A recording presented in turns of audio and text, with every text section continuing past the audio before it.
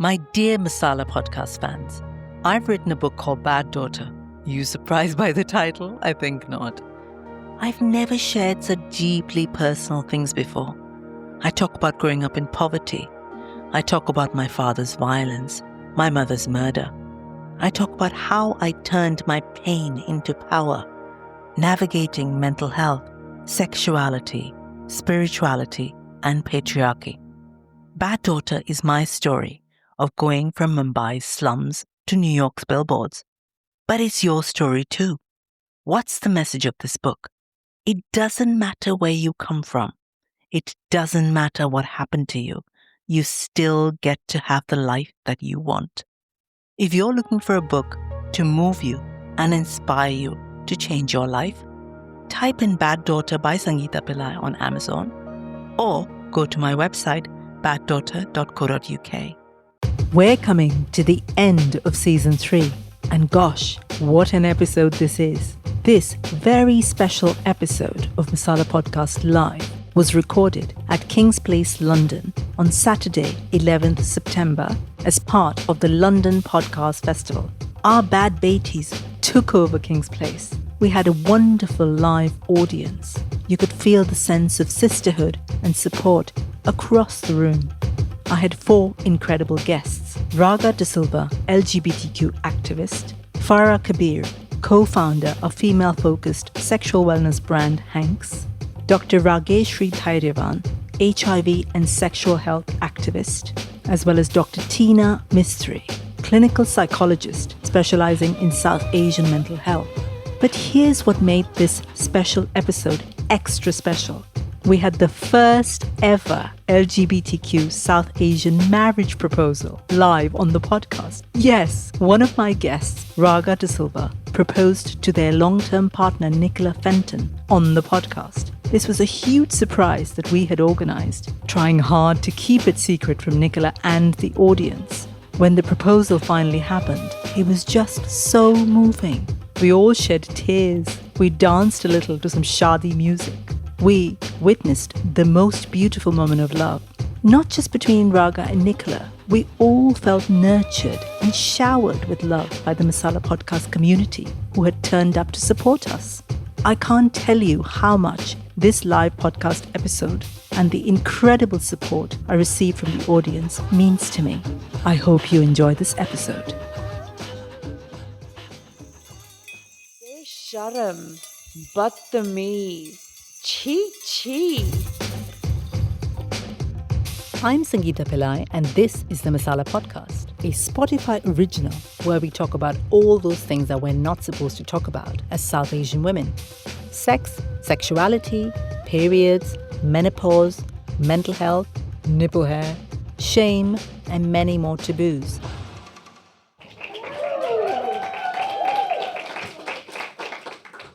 Oh my God, we're all in a room together after what, 2 years? Oh my God, so I'm going to be at a loss for words a little bit, so bear with me.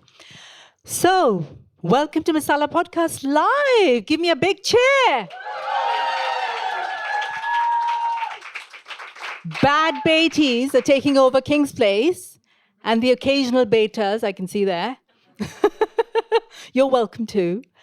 So today we have 4 amazing guests who you've probably heard on Masala Podcast before. If you haven't heard them, go and listen. We've got Raga D'Silva.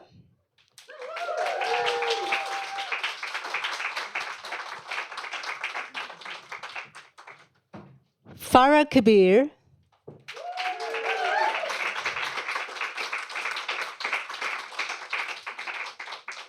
Rageshri Dhairyawan.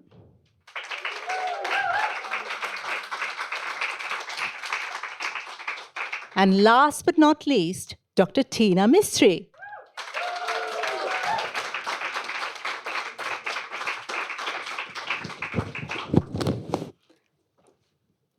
Welcome to Masala Podcast for the second time around. So let's start by, so the whole theme of today is the Bad Beti takeover. We've all been Bad Betis. We've kind of refused to do as we were told and not towed the line and been Beisharam and all the rest of it. Let's start by each of you maybe telling me about your own Bad Beti journey. Raga, should we start with you? Thanks, Sangeeta. How lovely to be here and to see all of you here. Thank you for having me over. Now, Bad Beti. I think that if you had a radar of Bad Beti and a gauge, I think I would be the baddest Beti in this room. That's debatable. I actually want to be the baddest because I always win competition. And I'll tell you, the fact that I'm sitting here, and we're all sitting here, all the women in the room, we were actually allowed to be born.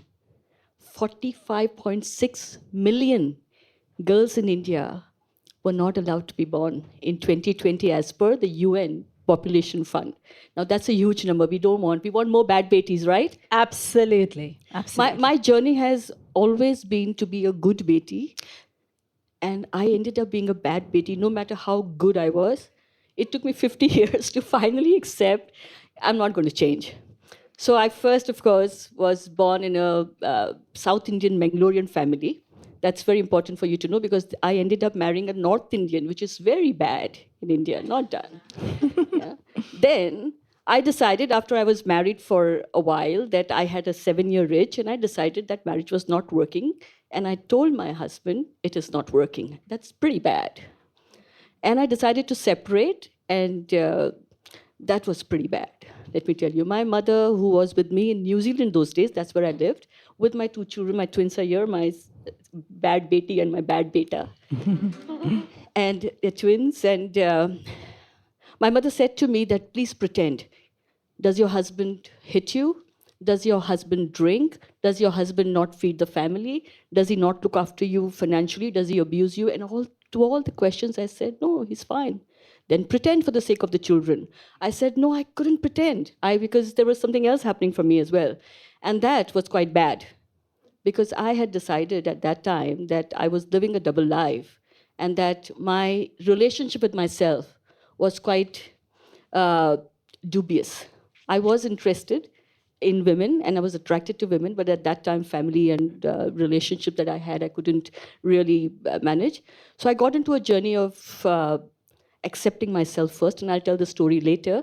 And that is my journey of being bad because coming out as a gay woman in, Indian family, it's pretty terrible. It's scandalous. It's shameful.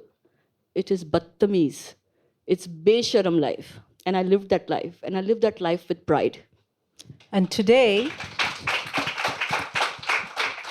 Raga is a well-known LGBTQ activist. She's a speaker. She's a successful entrepreneur. Thank you, Raga. Next up, we have Farah Kabir, who is the co-founder of HANX, which is a sexual wellness brand. HANX is all about female contraception and women's kind of intimate health. Farah, tell us your journey to being a bad beti. Wow, I can't top that story.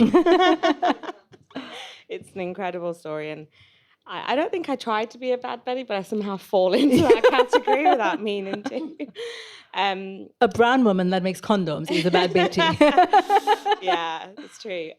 Thank you so much for having me. And it's so nice to see you all. My name is Farah and I'm the co-founder of HANX, which is a sexual wellness brand designed with women in mind. And we have launched condoms and lubricants and vaginal health treatments. And I'm pretty sure I didn't dream of that career when I was a little child, when they ask you, what do you want to do when you're older? Not a doctor, not a Sell lawyer, not an condoms? engineer. Yeah, much to my father's dismay that I wasn't a doctor or a dentist or a lawyer. But I did fall into a finance career, and I actually went into investment banking. So the natural progression for me was not then to go into condoms, but it happened, and we spotted a real gap in the market for products designed with women in mind, and to address women as well in sexual wellness. So, yeah, it was pretty traumatic going back to my Bangladeshi Muslim family and telling them that I want to leave banking and start selling condoms on Christmas Day of all days. So to be a fly on the wall. But my family took it really well eventually, and actually my mother is a super feminist and was so supportive of this, and it's a health matter. So it shouldn't matter how taboo it is. We should be talking about things like this. So yeah, in a nutshell. Thank you, Farah. Next up, we have Dr. Rageshri Dhairyawan, who's an NHS consultant and HIV and sexual health activist. So tell us how you did that. Right, where shall I start? First of all, thank you so much for the invite today. It's really wonderful to be here with you all and with such amazing panelists. So nice to meet you after all this time as well. So I was born in what was called Bombay at the time, Mumbai, and then moved to Essex fairly quickly. So pretty much bred in Essex in a very, I would say, quite a white town where my mum was a local GP and she was also the family planning doctor of the town. So I was always very proud of her. She was very into women's rights. She used to do abortions. She used to prescribe contraception. And it was great. I really admired her. But I do remember being at school, girls would come up to me and say, I met your mum yesterday. And I knew what that meant. It meant they were having sex and they were trying to tell me. And of course, my mum would never tell me which of my friends she saw as patients. But I was told that they'd met my mum and that was the way. So I was really inspired by her. She's a feminist. But I still noticed that we never really talked about sex at all. Sex was a taboo. Sexual health was a taboo. And I kind of took that with me. And at university, I think I started to get a bit more political. And I started reading up a lot about abortion rights, which, as we know at the moment, are so challenged.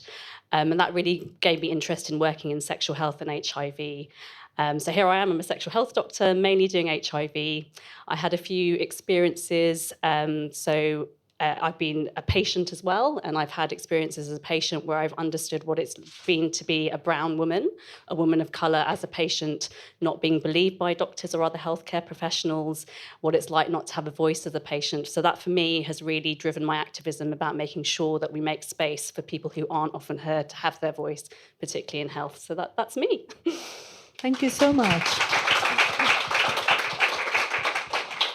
Dr. Tina Mistry, you are a clinical psychologist. You specialize in South Asian mental health issues. Talk to us about that. Where do I start? I'm brown. I'm South Asian. I'm born and bred in Leicester. So if people who don't know Leicester, Leicester is mini India. So born and bred in Leicester, I was surrounded by brown people. So I always lived in this little bubble. And then it was only until I left Leicester that I thought, oh, actually, there's white people around here. I didn't know that. And that really did skew my kind of vision or upbringing in some ways, because I just saw brownness around me, which was great. But then also at the same time was a bit, oh, okay, so we're not, it's not all of us in the world and that's it. As I started to go into my profession as a psychologist, which really stemmed from seeing my family distressed, but we never spoke about it. How many of us speak about when we see somebody's distressed? And it wasn't until I watched a documentary about depression, which Dr. Raj Pasood was actually hosting, and he kind of talked about depression at that time. And this was like back in the 90s. Goes to how old I am. And that was my kind of point where I thought, actually, there's a word for the way people in my family and my community are expressing themselves. And we don't do nothing about it. We just say, oh, that they've had voodoo done or black magic, or actually, let's not talk about that. They're crazy. So it was constantly dismissed in our community. And what I have been passionate about from a very young age is, forget that. We got to talk about this stuff, because not only does it affect our community, it affects our future generations.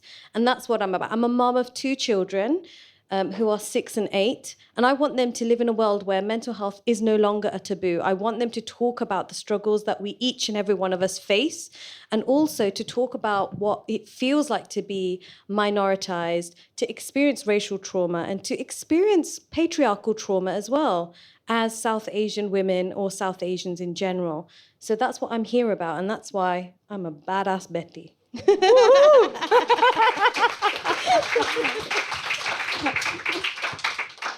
Isn't it funny, as women, like from the time where, 5 or 6, these are the messages we receive.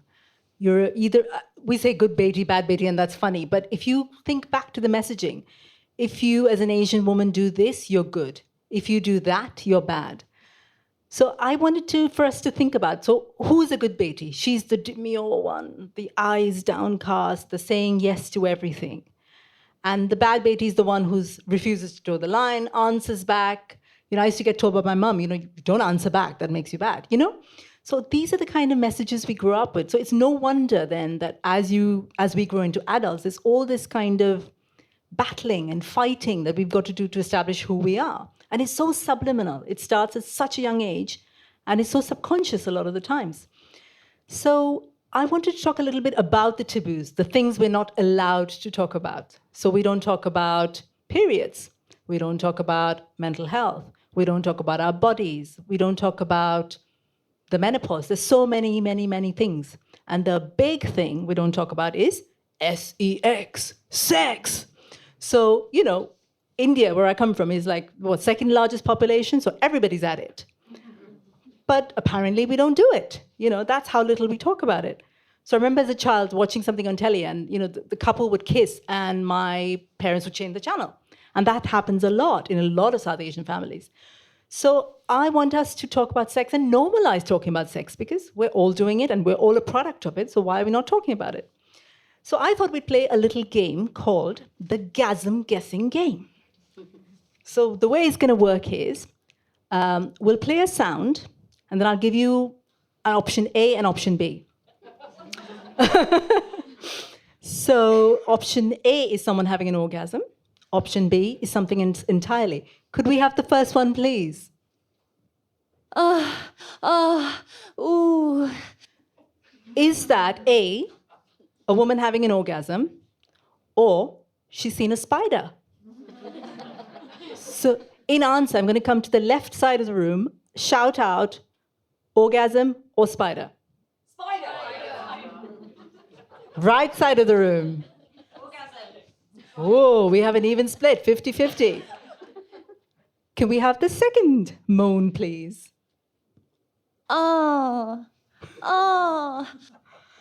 Is that A, a woman having an orgasm, or B, she's seen the nosy auntie next door? Oh, even split again. Right side of the room, please. Oh, this one's very clear. Nosy auntie. Moan number 3.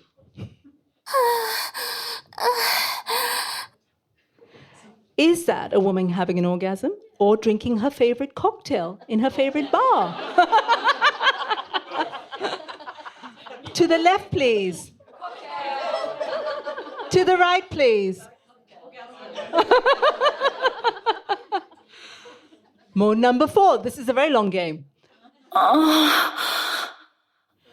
Orgasm, or she's discovered there's no chocolate in the house. Left side of the room, please. Right side of the room, please. I think we've got the last and final moan. Yeah.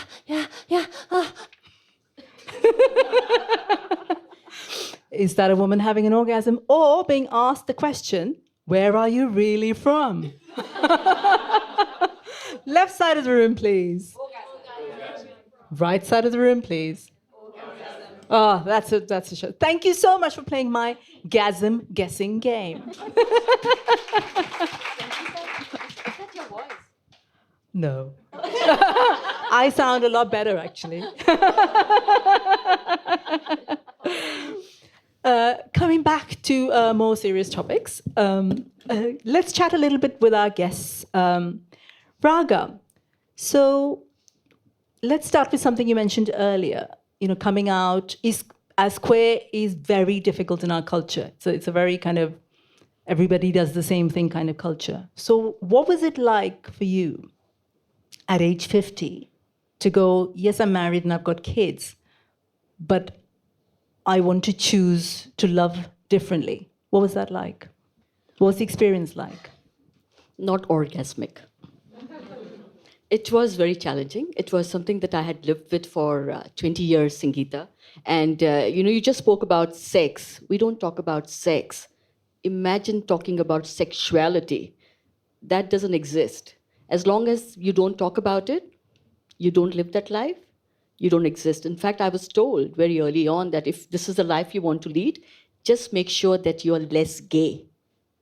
And I don't know what that meant because my mom didn't know the meaning of gay. She thought being gay meant that you were really happy. And which now just remember, in the 80s, there were no role models. There was no reference. And I think amongst all the bad Betis here, I am born and bred in India. So I grew up in India. I got married in India. I had my babies in India. And I have a lot of in and out. I go in and out of India quite a bit. So I run businesses in India as well. So there was nobody that I could actually talk about or read about or know about that identified with how I felt inside myself. So at a very young age, I had crushes on my teachers or friends. And I just thought that I was abnormal. I thought that I was cursed because, in Bollywood, anybody watching Bollywood here? We have something called the Nirupa Roy syndrome. Does anybody know who Nirupa Roy is? Yeah, so Nirupa Roy always lost her children in all the films at some festival. Remember? Then she always found them when they were about 25, 30 years old. One was a cop, one was a bad guy and a good guy. Yeah. And she always in the movie always told herself, why am I cursed? I am so sad today because I have lived this life. If her child came to her, she always said that, I think there's something wrong with me. I have done something wrong in my life to have deserved this child. My mother did exactly that. So let me just take you on a little journey. So I was about in my 30s, like I said, I was in New Zealand, Wellington. I had written a letter after I was talking about separation from my husband. Now this is a long time ago, 18, 20 years ago. I had written a letter which I didn't have the courage to send to my friend. So I had kept it in the closet. Indian closets are the biggest closets. We have the biggest closets. We shove everything into it other than the clothes and the money that we have, right? All our secrets are there. I had shoved a letter in that closet, but my mother, being my mother, there were no secrets in the house.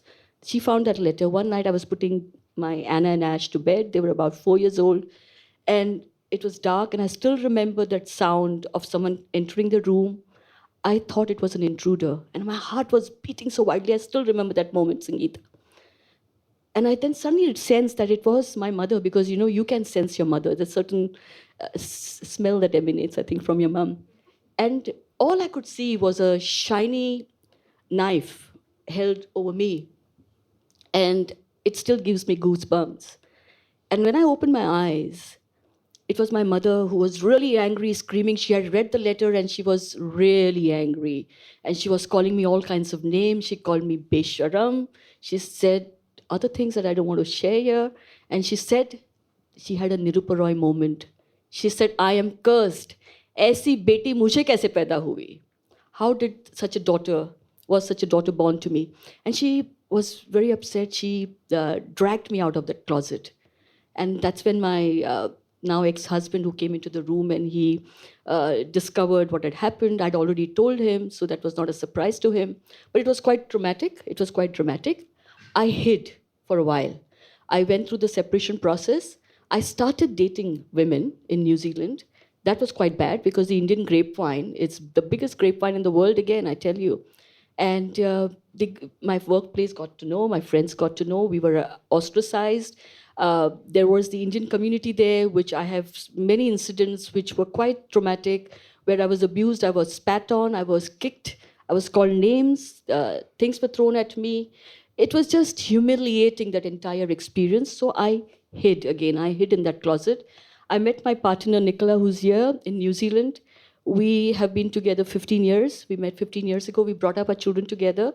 And we decided that this was our private life, that love. And of course, we didn't know we were going to be together this long either. I mean, who would want to be with me? I'm like such a bad Beti. No, but no, when I said that, I was broken. I was in many pieces, and I was struggling through all those dark phases that, you would understand, that you go through when you hide yourself. And I was not easy to be with, not easy to have, be a mother and be single. And so it was a difficult time. It was only about 2 years ago when my children and my partner and my ex-husband, who's a fantastic ally, said to me, write this down, write a book. And I wrote a book called Untold Lies. And that's when I came out publicly. And that's when I decided that this was important for me, because if there was even one person I could inspire to live their life of truth, that was enough. And it has sparked, and the shackles that I lived in I refuse to live in them anymore. I am not bound by shackles. I love my family. I love the friends who have stood by us, and those who haven't stood by us, I thank them for giving me the courage. Thank you.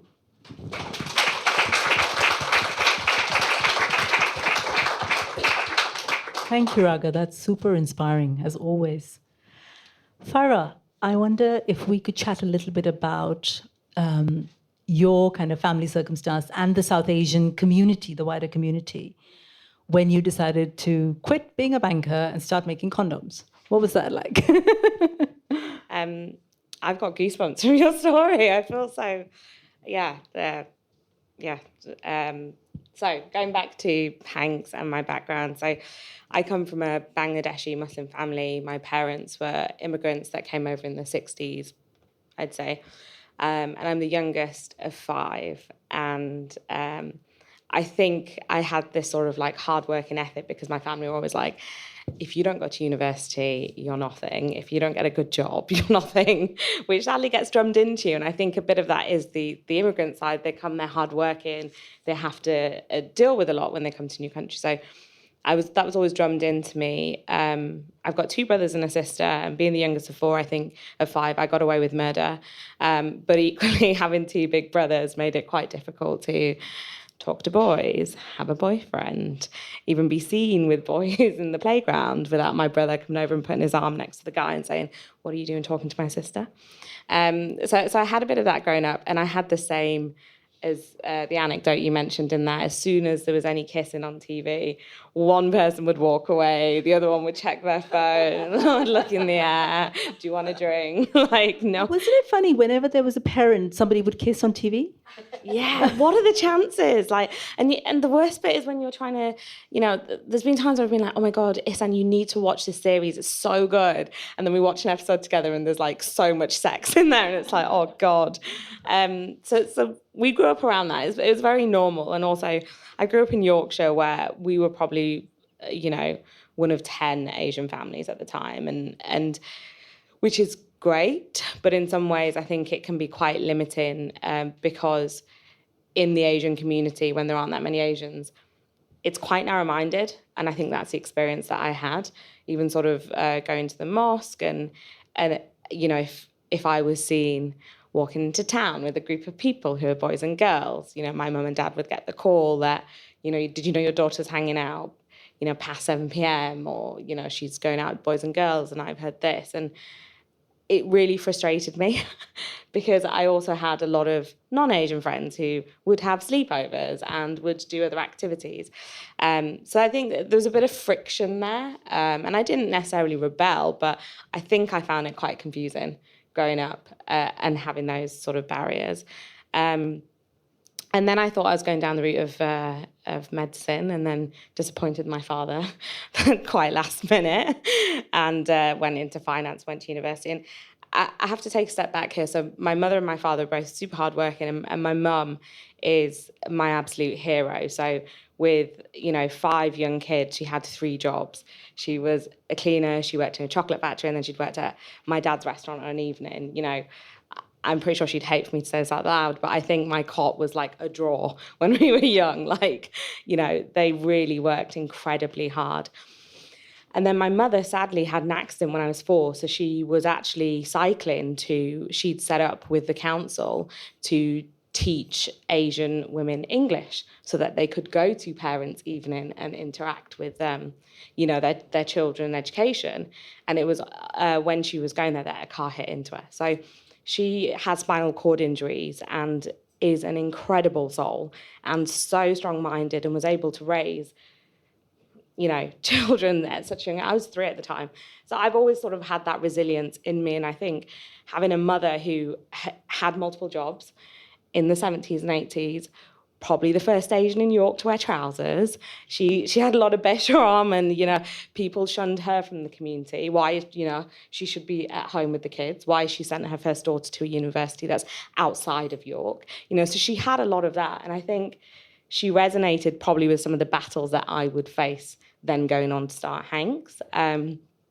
So I'm really lucky to have my mum, and I don't think I would be here and HANX would be so successful without her support.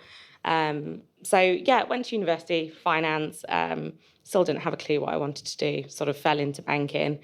And I was quite happy making mistakes in someone else's firm, to be honest. Didn't intend to set up my own company, but coming from the background that I was in, my siblings are quite entrepreneurial and they all have side hustles as well as their proper jobs. And every Christmas we'd all get together and it would be, so Farah, what's your next idea? Or, you know, there's this commercial property, or you should look into this. And I really didn't have any intention of setting up my own company. But every year I'd get that question. And then when we'd thought of this idea of HANX, which happened when I bumped into my boss when I was buying condoms, which was super embarrassing because it was on my lunch break, 2 doors down from the office. So he was wondering, who is she going up to hanky-panky with on her lunch break? And all sorts. You know, me and my co-founder, who's a gynecology doctor, were very good friends from a young age. We both thought, right, we need to serve women better. She's a gynecology doctor. She's seen a rise of women coming into clinics with hard-to-treat STIs. Tinder, Hinge, Bumble had just kicked off and condoms were needed more than ever. When we had this idea, you know, obviously I did tell my mum, I'm very close to her, and initially she was like, I think she was thinking of like the value of me still being in banking and being able to marry me off into a really, you know, the statistics of having a nice career and then going into condoms. I think initially she was like, oh God. And then when I explained, look, it's about women's health and, you know, there's a wider play here. It doesn't matter what culture, religion, race, like everyone should have access to sexual health, women's health, generally speaking. And it is taboo. Like you said, no one talks about periods or your first time having sex, or any of these things that should be spoken about. And actually, I will point out that Sarah, who was working in sexual health at the time, my co-founder, she was working in some girls' schools in London and was teaching sex education. And predominantly ethnic, some of these schools, and a lot of parents were signing their kids out of sex education because it's not mandatory. And so there was a big proportion of girls that just weren't getting this education. So, you know, long story short, Mum was in agreement with it, but obviously was quite scared to tell my brothers. So come Christmas Day, they were like, yeah, so what's, you know, have you thought about anything else you want to do? And I'm like, well, actually, and there was silence. And there was one brother who was like, you need to come back to York. Like, London is not for you. There's something in the water. Like, something's gone wrong. In the water. And then my mum was like, oh, gosh, yeah, you know, maybe this isn't right. She was like, so there was a bit of it. It wasn't an uproar, but there was silence and there was discomfort. But I'd backed it with a load of stats. Like, I know the way to impress a family is that if there's a business case in it. So we'd already surveyed 2,000 women to find out, okay, if we're going to leave our full-time jobs, is this what you'd want as a product? You know, and what's stopping you from buying contraceptives publicly? And the output was our product, HANX, so, you know, free of any nasty chemicals, no anaesthetics, which are generally found in male condoms because useful for a man's pleasure, but terrible for women, and clean packaging. So all-encompassing, really. And when I started to explain that, they started to understand it. I mean, I have to say, it wasn't a quick win. It wasn't like they were like, okay, great, we're fully supportive. You know, my brother had initially said to me, Farah, can I be really honest with you? Do not quit your day job. I don't see this going anywhere. But I know he was coming from it in a loving manner, i.e. you've got a comfort blanket here, you've got a secure job. But it just gave me fuel, like it gave me the fire in my belly. And I was like, thanks for that, because this time next Christmas, I'm going to prove you wrong. And we did. And we launched HANX 3 years ago. So. Woohoo!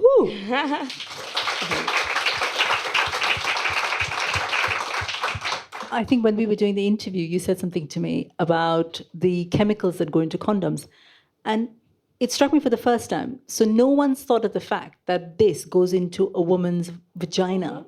So like nobody's thought about it. Yeah. You know, isn't that crazy?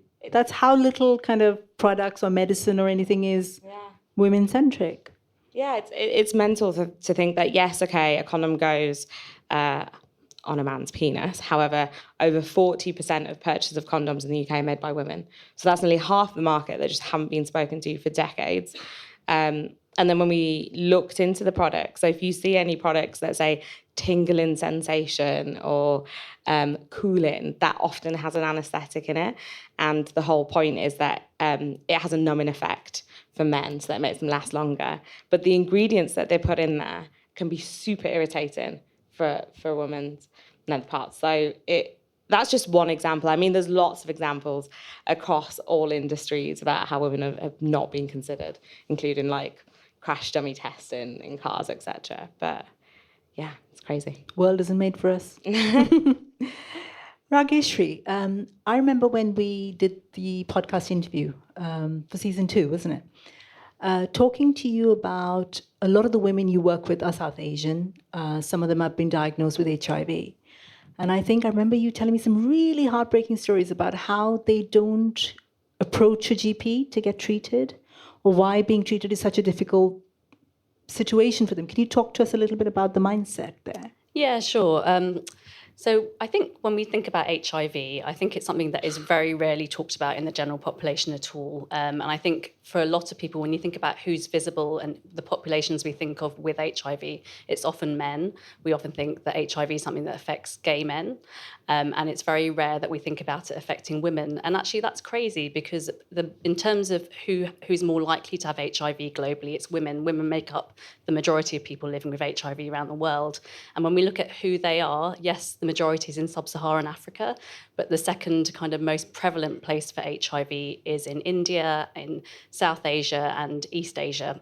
So there are a lot of South Asian women living with HIV globally, and there's many in the UK as well. But these are people who you rarely see in HIV campaigns, in public health campaigns generally. And it's really about who do you get the information to? So how can you access information? And I think what you just said in terms of taking people out of sex education in schools is such an important point, because if people have access to sex education, they can look after their sexual health, they can prevent getting things like HIV and other STIs. So I think that thing around health promotion, who and who isn't visible, is really, really important. So when we see South Asian women living with HIV, when they're diagnosed, they tend to be what we call diagnosed late. So what late diagnosis means is it's generally when someone has had the virus for a few years and it's had a chance to damage the immune system and people become unwell. So people can be living with HIV, the virus, for a long time before they know it. And if you access sexual health clinics, if you get access testing from anywhere like your GP or from other places, then you will know if you have HIV because you get diagnosed early. But for a lot of South Asian women, it's late. So it means that they're often much more unwell and much more likely to get sick. And I think it's that perception of not thinking that you're at risk, which I think is the main thing. So if you don't think HIV will affect you, then why look to get tested? And people don't know there's lots of ways to prevent getting HIV these days. So you can take a tablet called PrEP, which you take every day, which can prevent you getting HIV. So condoms are, of course, incredibly important, but not everyone can use condoms. Not everyone has the power in their relationships to decide whether they can use condoms or not. So I think that's one thing, is around late diagnosis. And I think I see a lot of women in my clinic, and I think particularly amongst South Asian women, they tend to be the ones who haven't told anybody else about it. So I think often they can feel quite alone and quite isolated. And one of the most powerful things in HIV is what we call peer support. So you just introduce someone to someone else living with HIV, and it's a really powerful way in terms of mental health, dealing with kind of self-stigma and all those things. But I don't think I've ever successfully managed to refer a South Asian woman to peer support because they've never wanted to talk to someone else about their HIV. So I think that's really powerful. And I'm an HIV doctor. It's really important to me that people think about HIV. And I've got two colleagues in the audience here.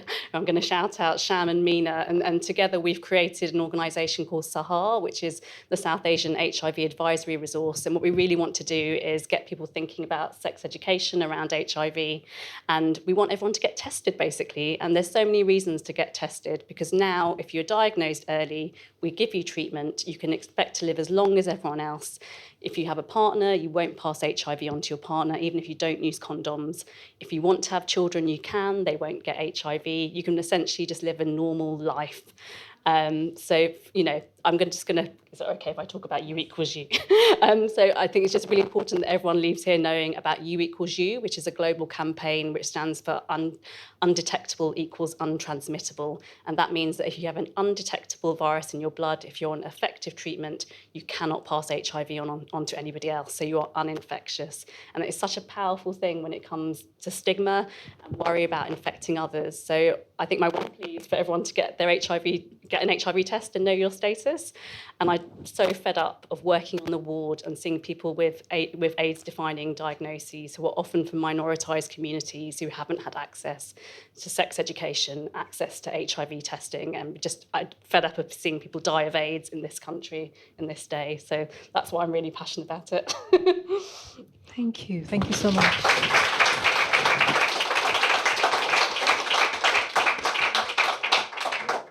Tina, coming to you, some of the issues when you work with South Asian women as a psychologist, how does our culture affect our mental health? It's a very big question, I know, but even say when we're talking to Rageshri about how someone might have an illness, but there's so much stigma around it, and that sense of stigma and shame carries on so much within our community. And that stops people getting help. That stops people saying they have a problem. So I wonder if you could talk about that a little bit. Yeah, absolutely. And there's so much overlap with what you were saying, that we don't get early intervention. We don't even see the signs initially. We kind of bury things under the carpet and pretend that things aren't happening to us. And we access help when it is too late. There is unequal access, especially within the statutory services in the NHS where I used to work, where we would see Black and Asian people who are accessing services, we're talking like severe and enduring mental health, psychosis, bipolar. This is the point where it gets really entrenched. And this is where people get stuck in systems. And, as I was alluding to before, that I've seen my own family go through severe mental health issues. And it was because they didn't know about it. So number one, education, as you were saying, Rageshri. But then second, the stigma around what is happening. Because we have all these various explanations for things. Black magic and, somebody did something to somebody, or somebody's evil eye, or they're eating the wrong things, or they're not praying enough. And I'm not here to kind of bash those ideas, but what I'm here to do is to explain to people that there are more than one way of healing. And we've got to start to acknowledge that suffering is inevitable. It's part of life, and we have to start to accept that. And that there are ways in which we can heal ourselves and take responsibility. And, the things that you were saying, Rageshri, I just felt like, oh my gosh, this is exactly how it is in mental health, that people are seeking or aren't seeking the support at the right time. There is still so much shame and taboo around suffering. And, the typical things that I tend to see are, I'm suffering with anxiety or low mood, depression. And it's usually centered around relationships, believe it or not, because Asian communities are collectivist communities. We are surrounded by people we love and care, but we have difficult relationships with people. And, it's really about trying to acknowledge and normalize that this is part of life and we have to deal with things head on. And one of the biggest things we talk about is communication and assertiveness and boundaries. You've probably all seen this on Instagram and, Twitter, that this is the world that we need to now start to advocate for, that women need to be heard, men need to be heard more so as well. But also we need to be addressing the much more larger issues. So the systemic issues that affect us on a day-to-day basis, like patriarchy, like racial oppression. And unfortunately, this is the problem that I see within my practice, that, people come to me and they're like, well, I've not told anybody I'm seeing a therapist. And often what we're seeing, and the more conversations I'm having with therapists who work in private practice, is there is a high proportion of South Asians accessing private therapy. Whereas when I was working in the NHS, where therapy is free, I hardly saw anybody. And I currently live in Birmingham. Birmingham is a multicultural city. And I probably saw a handful of South Asian and Black clients working, that I worked with directly, which is a huge shame. And I think that there are various barriers, again, to that, which are around, our understanding or our conceptualization of mental health. So I was, trained in the UK. So I have a very Eurocentric view of how mental health is constructed. And we're only now starting to address that actually there are differences. There are global differences in the way that people make sense of mental health. And that we have to start to normalize the conversations around distress and suffering.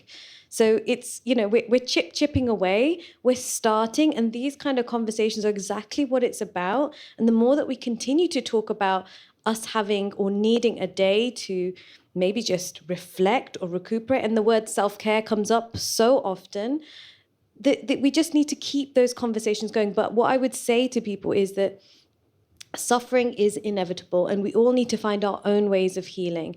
And there is no shame in going to seek for professional help. And that's kind of what we're about, really, in kind of healthcare or holistic well-being as a whole. Thank you so much.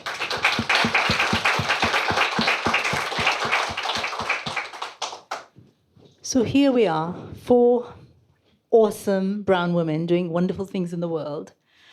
I wonder if, let's start with you, Tina. What advice would this Bad Betis give to your 16-year-old self? Oh, my poor 16-year-old self. I look back and I think I was wearing my brother's sweatshirt, baggy jeans. I had long hair, really thick eyebrows, and I remember that face. And I couldn't quite figure out, what fashion was. And I was obviously a 90s child, mad into hip-hop and R&B. That 16-year-old girl had no clue about identity. And I think, Farah, you were touching on that, about who are we and how are we represented in this current day and age. And thank God there are people like Sangeeta in the world who are unashamedly talking about being brown, and that's so powerful, because back in the 90s and the 80s, that wasn't a thing. Like, I didn't see anybody on TV that looked like me. And when we did, we all ran to the TV and said, look, there's a brown person on TV. And literally the whole family would run.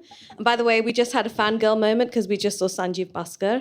And I was like, you're my hero. Who apparently loves Masala Podcast, I'm told. I know, how cool. So my 16-year-old self, what I would say to you is that, being brown isn't a bad thing. We have brown girl problems. We have brown girl issues. And with time and energy and focusing on ourselves and having conversations and having sisterhood, which I think was what got me through all those dark times, is going to be my healing. And that's what I would say. And that's what kind of helped me. So I'm very fortunate to have a set of friends that grew with me, who I could speak to. But I continue to engage in conversations and engage in sisterhood like this. So, yeah, that's what I'd say to my 16-year-old self. Rageshri, what about you? So I was a child of the 90s as well, and I was heavily into white guitar music. So I was really into Britpop. And the only person representing there was Sonia Aurora Madden of Echo Belly, who is still one of the coolest South Asian women there are. And I may have hair like her slightly. It wasn't on purpose. So I think for me, I was always very quiet, very shy. And I think I would probably tell my 16-year-old self that it's okay to take up some space. It's okay to speak up. It's okay to think that what you say is important, and you may say the wrong things. You probably will say the wrong things, but that's okay to make mistakes as well. You don't have to be perfect. You can be authentic and you can speak your truth. So that's probably what I would say. And it was kind of towards the end of being 16 that I discovered clubbing. And I would say it's okay to keep going out loads. You're still going to get your A-levels and do all right. So just enjoy yourself. Farah? So I think I'm on the cusp of Gen Z, possibly, or millennial. So it was all about sort of the MSN statuses and Bebo profile pictures for me. I think a few things I'd say. One, don't be so hard on yourself. Don't try and, I think being 16 in that environment, you're conflicted. You're like, do I need to conform to the Asian community, or do I need to conform to where I've been brought up and, my other friends? And don't be so hard on yourself. And it will work out. even if there are bad days, it does get better than this. It gets better than your bedroom in your family home at 16. You will get out of there. And I think the third thing is, and this has felt true as I've gotten older, go with your gut. And it's something my mum has always told me, like, go with your gut. It's got your best interest at heart. And when I was younger, I was never quite sure. And now as I've gotten older, I'm like, there is such thing as intuition and sort of having that gut feel. So go with it. You're young. You can afford to take risks. And it'll all work out in the end. Before I come to Raga, I wanted to chip in as well. So when I was 16, I lived in Mumbai. I lived in a very traditional family. So I was fighting with my family pretty much every day. So I'd go back and tell that 16-year-old girl that keep fighting. That's good. You're right. And keep fighting for, the hair you want, the friends you want. They're all telling you you're wrong, but you're not. You're right. So that's what I would say. I think it's so difficult when you're younger to kind of believe in the things you believe and to actually take a stand and validate that. So I would say that. Raga, what about you? It's a hard one. It's a long time ago for me. But I think what I remember about being 16 is the innocence, the freshness. You really believed. I really believed in life and people and love. And I think at 50, I'm actually a little older than 50, but I decided to be 50 for the rest of my life.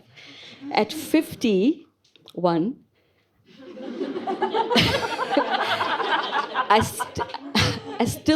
I think I have started living like a 16-year-old.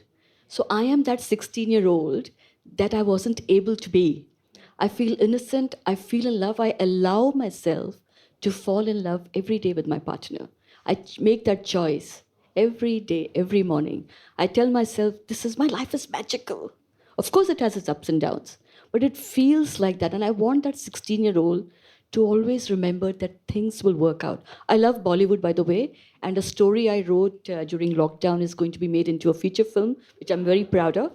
And to me, that is about changing the narrative. And I want that 16-year-old to remember that throughout our life, we have the option and the choices to change our narrative one story at a time. And that 16-year-old will remain a 16-year-old forever.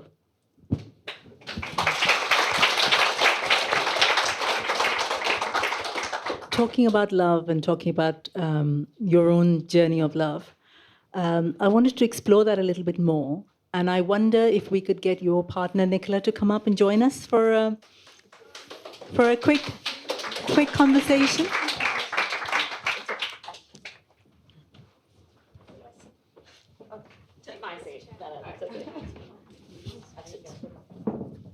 Nicola has, I just want to share a little bit about Nicola. Nicola and I have been together 15 years and we live between India and London. Please don't fall. There's only one thing I have to remember is to make her fall in love with me. But however, I just digress. She actually taught me that you don't need to fall. You need to rise in love. And it's something which I have kept inside my heart forever. That you have to feel that your love grows every day. It doesn't go down. And sometimes it can feel that it's pulling you down, but you pull it back up. And Nicola, it's a special month for us, September. Today is the day when we all moved to the UK 9 years ago, Sangeeta. And today is the day that I moved to New Zealand also about 20 years ago. And in September last year, Nicola had a stroke all of a sudden. And the family has been through quite a bit, of trauma, I use the word now. But we've healed together. And there are certain parts Nicola can't see, for instance, from the left side. And I say it's a good thing because she can only see half of me now. I don't have to worry too much. But this is what love is. And the reason I'm talking about this, Sangeeta, is because people think of love being heterosexual. They think in India, when somebody they filed for marriage petition, for instance, they said marriage is between a biological man and a biological woman. So marriage rights are not given to people from our community, from the LGBTQ community. And I want to say, can we just forget about sex? Because when people talk about sex, about LGBT, they think about sexual orientation. I get asked by a lot of people, how do you do it? And you know what I'm talking about, sex. Well, Google, you know. Seriously. Then people also say that how can you? It's abnormal. It's an illness that two people of the same sex should not be together. And I say, really, is this abnormal? Living with love? Is your dysfunctional marriage, which you're, I was going to swear, which you're stuck in? You're allowed to swear on the podcast. Yeah? Okay. You're fucking stuck in. You're not allowing yourself to get out of a dysfunctional fucking marriage or relationship. Is that love? No. This is love. And to me, I want all of us to celebrate love. I want all of us to, when you see people from our community, to go up and just give them a hug, because it's a real struggle for us. And love, it's not just sex education. It's important because people don't know the difference between sex and gender either. That's also important to know. But I think love should be taught in school as well. That's beautiful. Thank you. Nicola, thank you for joining us. Nicola, was there a moment when you knew Raga was the one? Yeah. Oh, lights have gone off. This is supposed to be pitch black. It is pitch black now.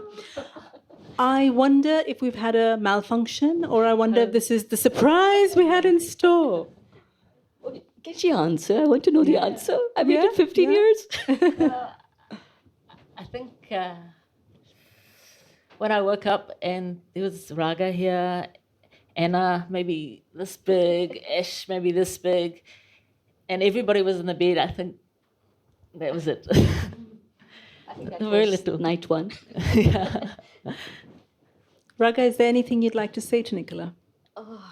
I've waited for this moment for a long time. I was going to sing, but I'm not going to sing because I feel so emotional. You know, I have run away from marriage for a long, long time. I was married. Anybody would ask me about marriage, I would say, I've been married, been there, done that, don't want to make the same mistake again. But I think I want to make a mistake again because I want to be a bad Beti. And I said I was going to win the contest for Bad Beti, and I'm going to ask Nicola whether she would marry me.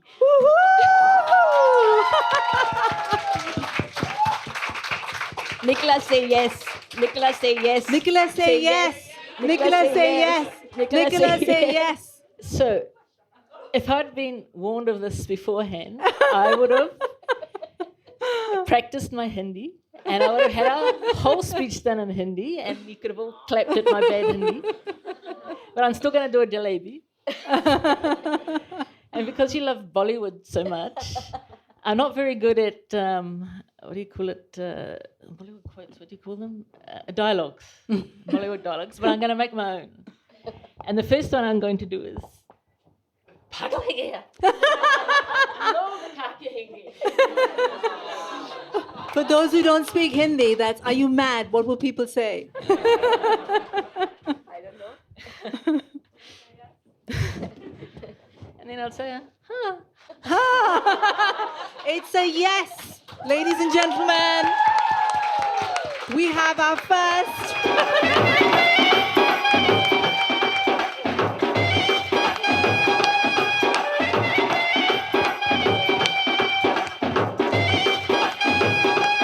That's appropriate music.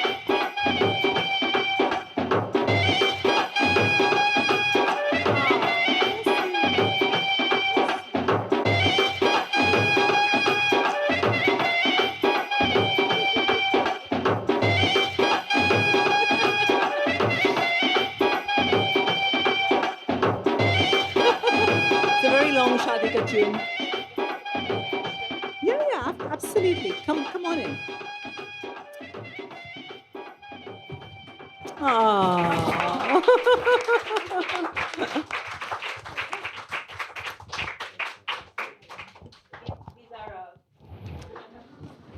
I just wanted to say, we've grown up with all these visuals and ideas of the Indian family. This is the Indian family. This is what it looks like. Yeah. So thank you so much. Thank you. Thank you for making Masala Podcast and me part of the most special day of your life. I'm truly honored. I truly am. What else can I say? There is nothing left to say.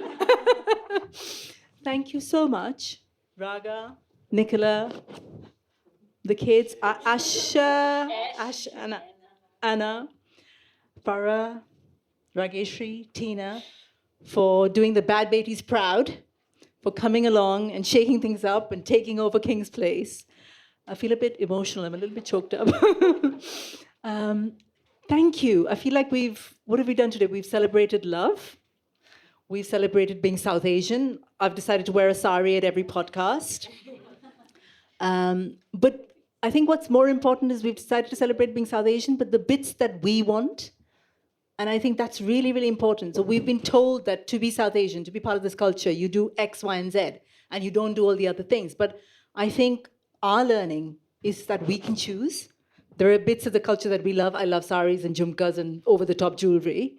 So that's what I choose. I choose not to have an arranged marriage or whatever each of those things. And that is a choice. And I think that's what I'd like us to celebrate most from today.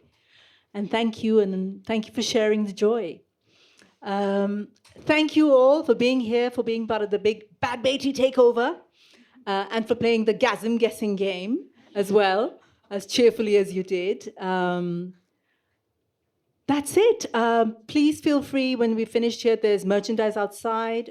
Feel free to go have a browse. There's Bad Betis necklaces, which some of you have asked me about. We're going for drinks to the pub, The Fellow, which is down the road. So if anyone wants to join, you can come along. Matt here is taking a video. So if a few of you, hey, cheers, Matt, could go along and just say what you thought of today. We're putting together a lovely video for us and for Raga so that they could take away. Well, what did you experience of Masala Podcast today? I want to do a lot more of them, so make it good, you know. Thank you again, and thank you for being part of the Bad Betis takeover today. Thank you.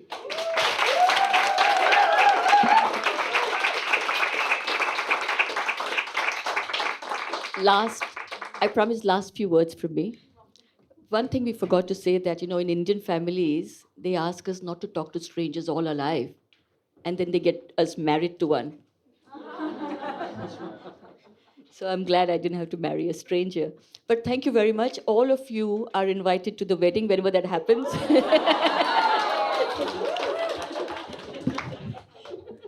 Thank you. Thank you so much.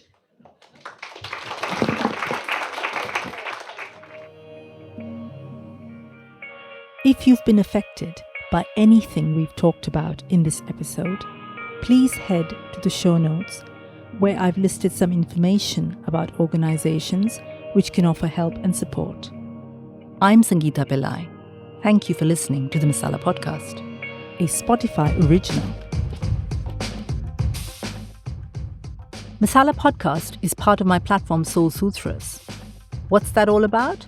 Soul Sutras is a network for South Asian women, a safe space to tell our stories, a place to reclaim our bodies, to tackle taboos within our culture, to be exactly who we want to be.